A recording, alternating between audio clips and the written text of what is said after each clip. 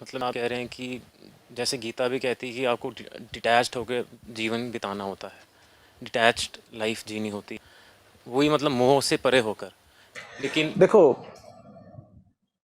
Detachment थोड़ा आगे की बात है। जिस हालत में हम सब जी रहे होते हैं,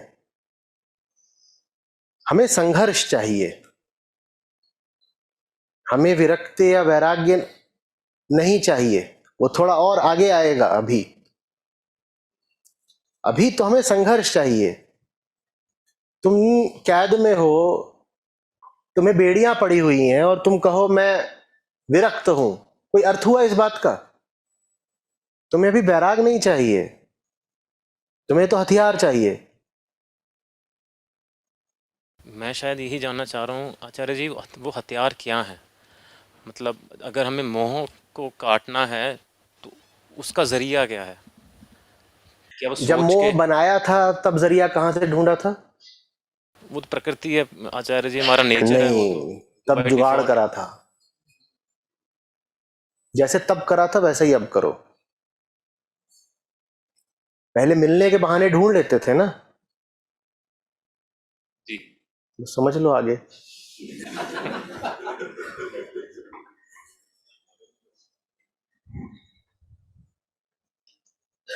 जब आपको लिप्त और आसक्त होना होता है, मोहित होना होता है, तो अपनी सारी शक्तियां, सारे संसाधन लिप्तता की दिशा में लगा लेते हो या नहीं? बोलो। तब जल्दी से टिकट होना हो, ट्रेन में भी चढ़ जाते हो कि पहुंचना तो है ही आज की रात वहां पर। तब पूछना आते हो आचार्य जी मोहित कैसे हो? अब मैं कह रहा हूं ट्रेन से उतर जाओ बेटा, तो कह रहे हो कैसे उतरे? चढ़े कैसे थे? जैसे चढ़े थे वैसे ही उतर भी जाओ। जैसे तब येन केन प्रकारेण समस्त जुगाड़ लगा करके अपना खेल खराब करा था, अब वैसे ही अपनी सारी शक्तियां केंद्रित करके बिगड़ा हुआ खेल ठीक भी करो ना।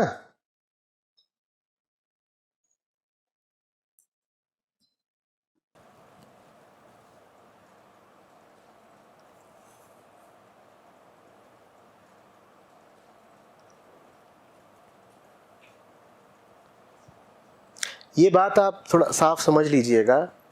मुक्ति का रास्ता युक्ति का रास्ता है। युक्ति माने उपाय, जुगाड़।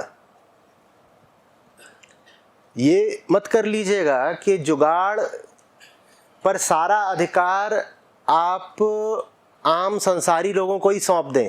कहीं जुगाड़ तो ये करते हैं, मैं तो आध्यात्मिक आदमी हूं, मैं तो सीधी राह चलूंगा। मुक्ति के लिए भी युक्ति चाहिए। जो सब सांसारिक उपाय उपद्रव सीखे हैं, अब उनको सदप्रयोजन के लिए प्रयुक्त करो।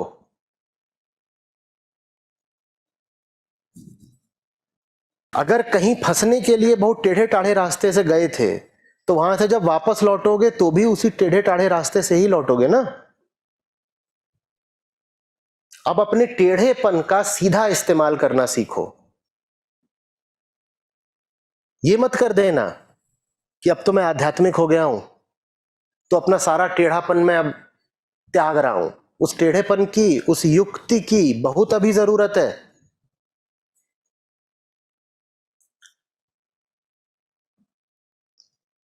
इन 18 दिनों में श्री कृष्ण कौन कौन सी युक्तियां नहीं लगाते, बताओ ना। इतना जोड़ तोड़, इतना जुगाड़।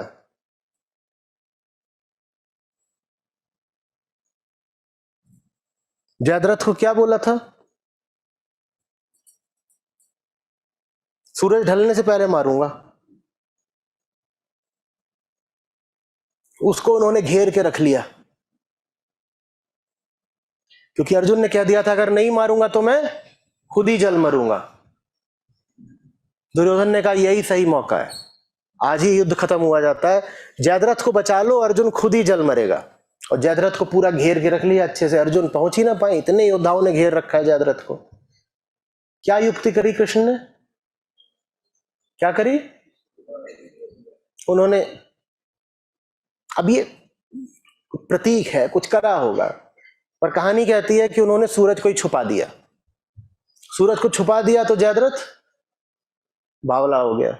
उसको लगा बच गए और अब अर्जुन मरेगा और बड़ा मजा आएगा।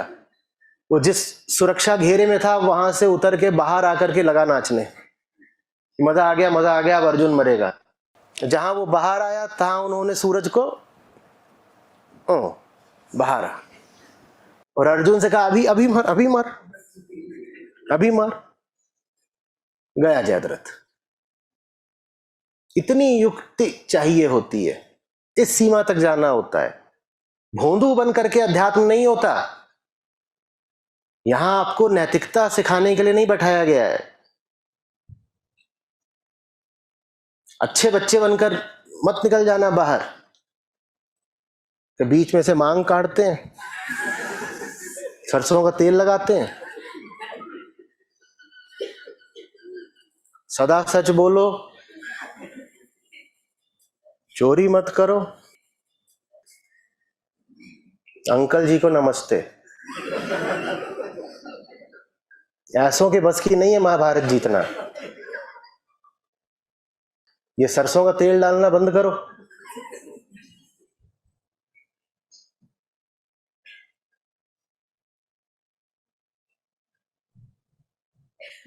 भोंदू रहोगे तो फंसे रहोगे। अपनी सारी बुद्धिमानी लगा दो, हर युक्ति का इस्तेमाल करो। मुक्ति इतनी बड़ी चीज है कि उसके लिए जो करो ठीक है, कम है, जायज है।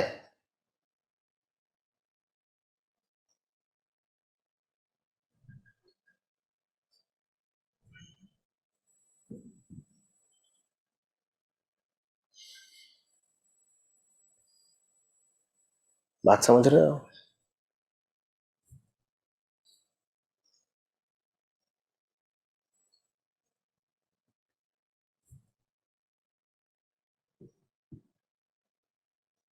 अध्यात्म की दुनिया को वास्तव में इस वक्त तेज लोगों की बहुत जरूरत है।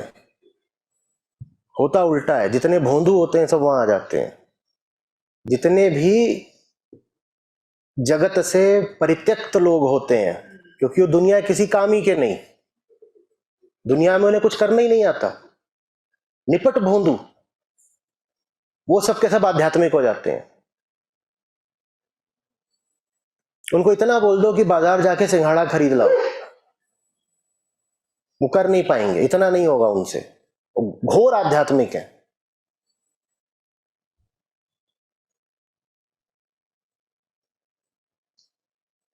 सिंघाड़ा लाने भेजा था, वो कद्दू खा के आ गए, आके बोले जोर से डकार मारी, जय श्री राम।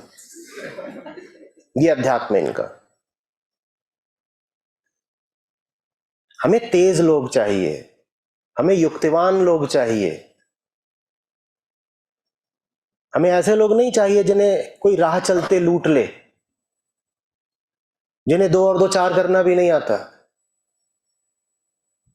हमें दुनिया की सबसे पैनी प्रतिभाएं चाहिए। अच्छे वैज्ञानिक, अच्छे डॉक्टर, अच्छे इंजीनियर, अच्छे वकील, हमें ये चाहिए कि आध्यात्मिक बने। भोंदुओं का मेला थोड़ी लगाना है। पहले तो सारे भोंदू इकट्ठा कर लो, उसके बाद खुद उन्हीं को पालो पोसो।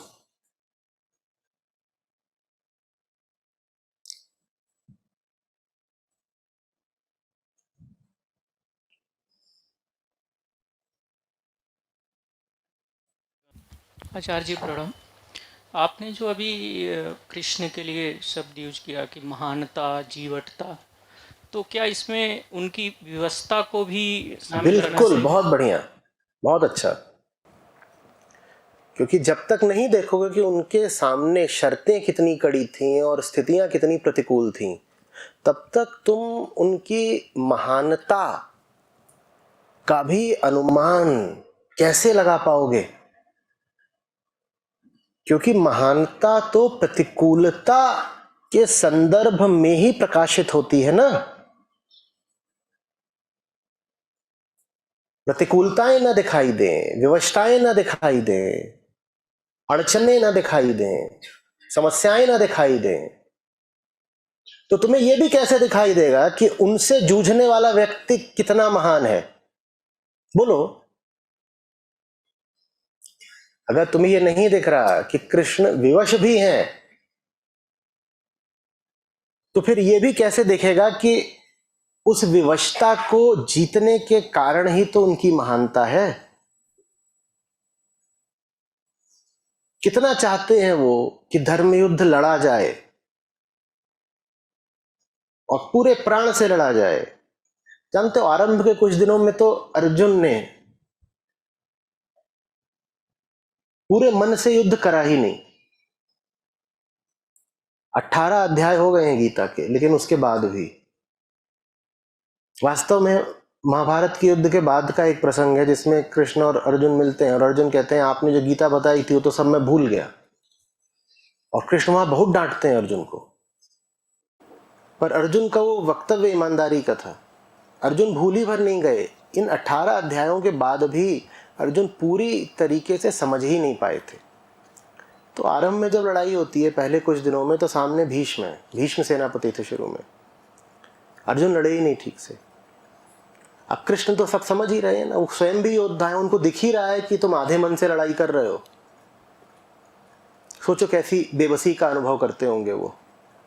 जिसके सारथी हैं वो योद्धा आधे मन से लड़ रहा है, जिसके गुरु हैं वो शिष्य उनकी सीख पर अमल नहीं कर रहा है। कैसा लगता होगा? कैसा लगता होगा? और फिर एक दिन जब बिल्कुल अति हो गई, लगने लगा कि ये शिष्य तो कुपात्र है बिल्कुल, कितना भी इसको समझा लो इसे समझ में नहीं आएगा। बोले तुझे नहीं लड़ना तो मैं लड़ूंगा, मैं अपना वचन तोड़ता हूं, मैं शस्त्र उठाता हूं। बोले मैं ही मारे देता हूं भीष्म को, तू नहीं मार सकता। तो अब वो भी उन्होंने किसी दिव्य शक्ति का उपयोग करके नहीं मार दिया भीष्म को, एक साधारण व्यक्ति की तरह। अब निहत्थे थे, उन्होंने तो कह दिया था हथियार लेके तो आऊंगा नहीं। एक साधारण व्यक्ति की तरह दौड़े भीष्म की ओर और कुछ नहीं मिला तो एक रथ का टूटा पहिया पड़ा था वही उठा लिया, क्योंकि चक्र चलाते थे, चक्र चलाने का अनुभव था, तो वो पहिया ही उठा लिया। बोले भाई पहिए से ही मार दूंगा। इस आदमी की विवशता देख पा रहे हो? कुछ भीतर संवेदना उठ रही है। और इतनी विवशता गीताकार को झेलनी पड़ रही है। ये जगत ज्ञानियों के साथ ऐसा ही करता है।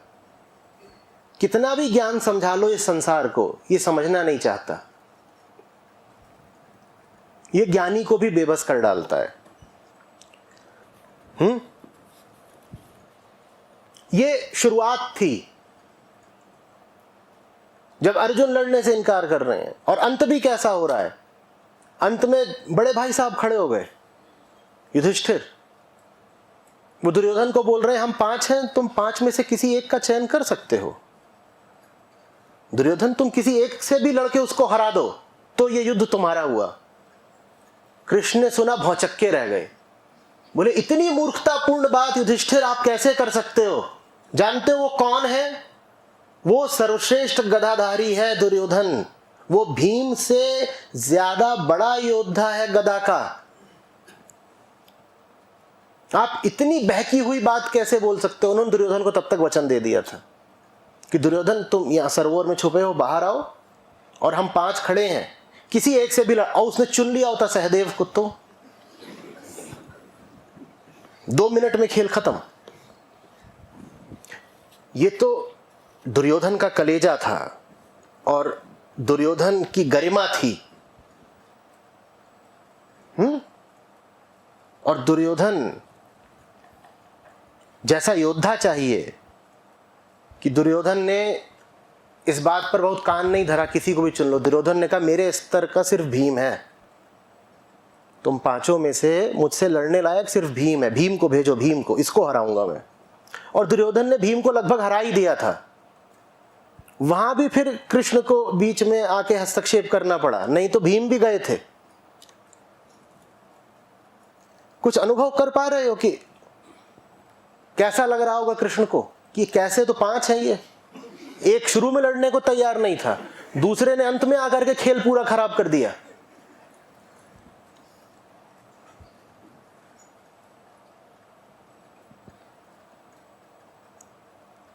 जब ये सब देखोगे ना, तब लगेगा कि प्यार कर सकते हैं इनसे।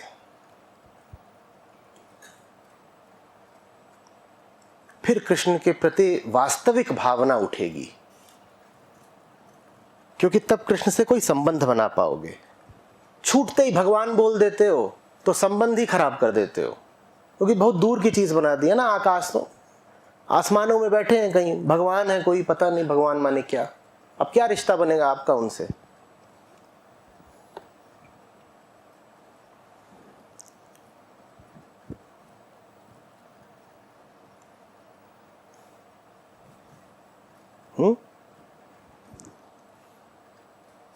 आप ही के जैसे होते हैं, सब व्यक्ति ही होते हैं, बस कुछ व्यक्ति ऐसे होते हैं जो तय कर लेते हैं कि अपने व्यक्तित्व की सीमाओं और बंधनों के आगे जाना है। इस आगे जाने को, इस परागमन को, इस अतिक्रमण को कृष्णत्व कहते हैं।